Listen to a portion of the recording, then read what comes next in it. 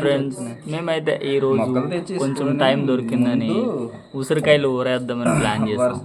అందుకోసం చెట్టు ఎక్కి ఉసిరికాయలను కోసం ఇప్పుడు ఊరేసుకునే పద్ధతి చూడండి.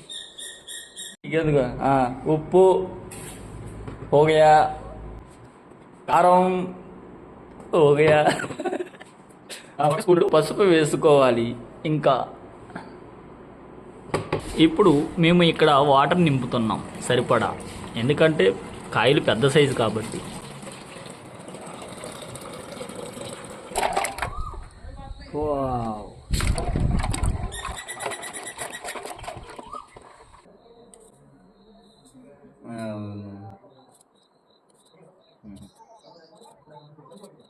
లాస్ట్గా వేసిన కాయలన్నిటిని శుభ్రంగా కలుపుకోవాలి మిక్స్ అయినంత వరకు.